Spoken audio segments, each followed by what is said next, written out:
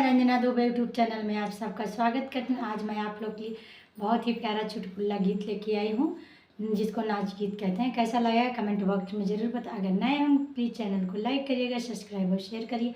Please हमारा support करिए, सबसे निवेदन है हमारा।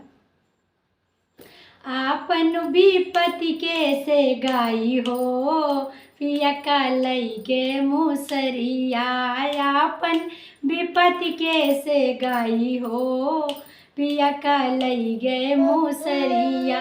सासू का बोलावे चले, ससुर करे झगड़ा। सासू का बोलावे चले, ससुर करे झगड़ा।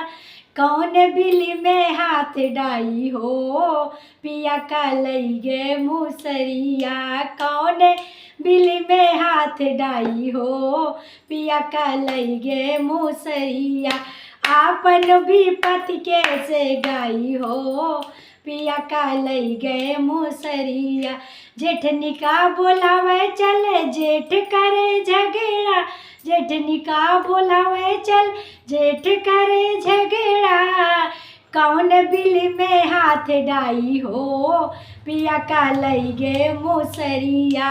कौन बिल्ली में हाथ डाई हो, पिया कालई गे मुसरिया। आपन विपत्ति कैसे गाई हो, पिया कालई गे मुसरी। देवरानी का बोलावे चल, देवर करे झगड़ा। देवरानी का बोलावे चल, देवर करे झगड़ा।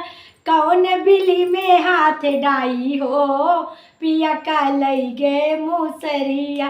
कौन बिल्ली में हाथ डाई हो, पिया कालई गे मुसरिया।